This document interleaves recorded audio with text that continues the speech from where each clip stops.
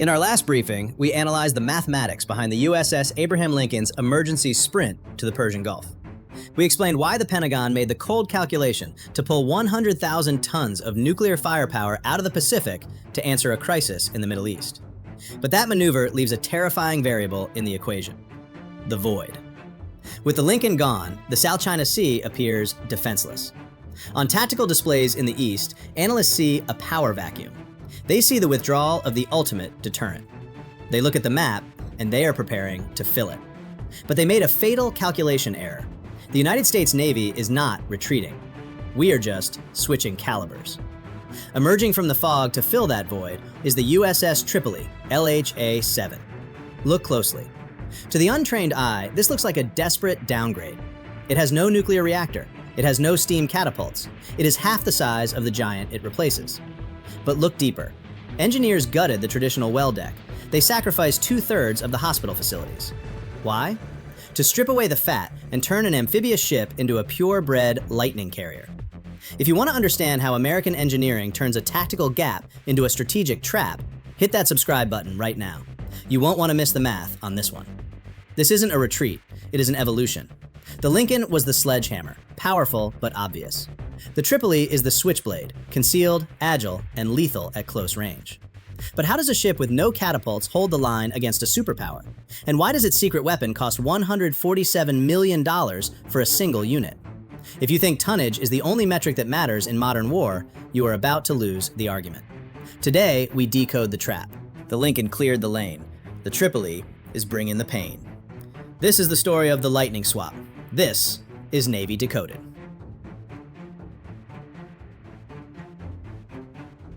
To understand why the Pentagon dared to pull a Nimitz-class carrier from the most contested waters on Earth, you have to ignore the politics. You have to look at the physics. And the physics of 2026 are dictated by two variables: the mission and the threat. First, let's talk about the mission. While the Pacific was quiet, the Persian Gulf was not. Intelligence confirms that tensions in the Middle East have escalated beyond diplomatic containment. Ballistic missile forces are mobilizing. The Straits of Hormuz are threatened. The Navy looked at the chessboard and realized they had a geometry problem. To strike targets deep inside hostile territory requires range. It requires the F-35C Lightning II, the C variant, the carrier variant, big wings, massive fuel tanks, a combat radius of over 600 nautical miles. The Abraham Lincoln was the only asset in the region equipped with Squadron 9 and these specific long-range stealth fighters. She wasn't just available, she was engineered for that exact fight. So the order was given. Lincoln had to go. But that brings us to the second variable, the threat. Why leave the Pacific now? Why leave our allies exposed to the great power in the East? Here is the uncomfortable truth that military planners know, but rarely say out loud. In the confined waters of the first island chain, a supercarrier is not just a weapon, it is a target. Our competitors have spent 20 years building a specific type of weapon: anti-ship ballistic missiles, hypersonic carrier killers. These weapons create a kill box that extends 2,000 miles from their coastline. Keeping a 100,000-ton ship carrying 5,000 American lives parked inside that static kill zone isn't bravery. It is a strategic liability. It is a target too big to hide and too expensive to lose. So when Lincoln turned west, she wasn't retreating. She was stepping out of the sniper's scope. She is clearing the lane for a different kind of predator. This is where the genius of American engineering steps in. If the enemy is training to kill a giant, you do not send them another giant. You send them a swarm. You send them the USS Tripoli. But here is the engineering paradox that confuses the analysts. Tripoli is an amphibious assault ship. By design, she is slower. She carries the F-35B, the Stovall variant, which is physically inferior to the Lincoln's jets in almost every metric. Shorter range, smaller bomb load, less agility. So how can this inferior ship possibly hold the line against a near-peer adversary equipped with hypersonic missiles? The answer lies in a piece of technology that costs $147 million. It isn't a missile, it isn't a laser, it is a helicopter. A helicopter that costs more than a private jet fleet, born from a development hell that lasted a decade.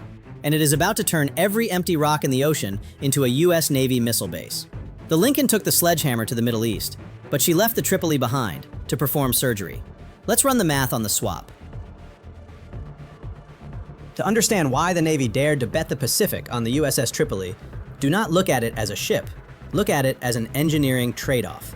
The Tripoli is the second ship of the America-class Flight 0, but she represents a deviation from doctrine, Engineers at Huntington Ingalls Industries made a radical calculation. They eliminated the well deck. Gone is the floodable compartment that defined amphibious warfare for 50 years. No hovercraft, no swimming tanks. Why sacrifice such a core capability? The answer is aviation fuel.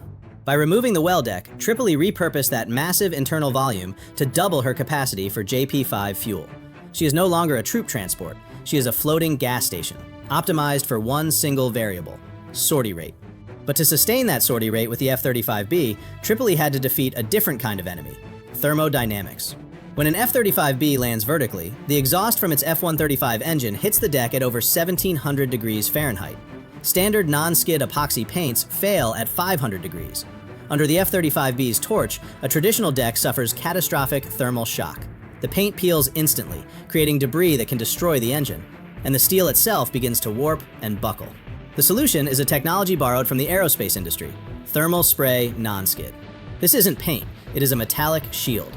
Technicians use a twin-wire arc spray system to fuse a proprietary aluminum-titanium alloy directly onto the steel deck, using a high-velocity ionized gas stream. This creates a rough metal matrix composite that doesn't just resist heat, it manages it.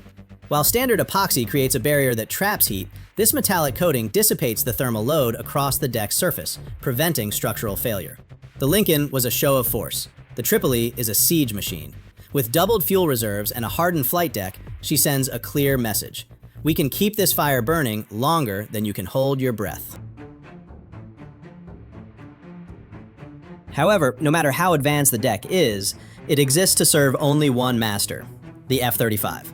And this is where we must face the brutal reality of mathematics. When the Lincoln departed, she took the F-35C door kickers with her. The C variant is the heavyweight champion: big wings, deep fuel tanks, but most importantly, its internal weapon bay is over 160 inches long. It can swallow 2 GBU-31 bombs. These are 2,000-pound bunker busters designed to crush command centers buried 30 feet underground. But on the Tripoli, we have the F-35B. To achieve the miracle of vertical landing, to hover like a helicopter, engineers had to stuff a massive lift fan directly behind the pilot. This fan harnesses 29,000 shaft horsepower from the main engine.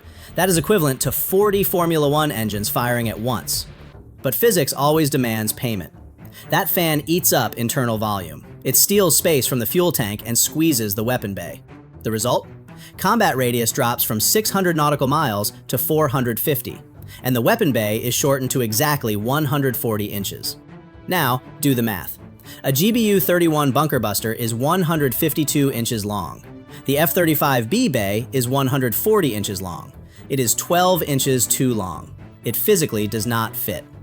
No amount of software updates can solve a geometry problem, so the F-35B is forced to carry the smaller GBU-32, 1,000 pounds, half the explosive yield, significantly less penetration power.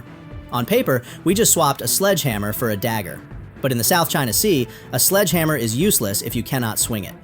Static runways are dead targets. The Lincoln is a mobile runway, but it is still a concentrated mass of steel. The F-35B changes the equation. It doesn't need a pristine ship. It can land on a bombed-out highway. It can refuel on a tiny coral atoll. The Lincoln announces, "I am here. Fear me." The Tripoli whispers, "I am everywhere. Try to find me."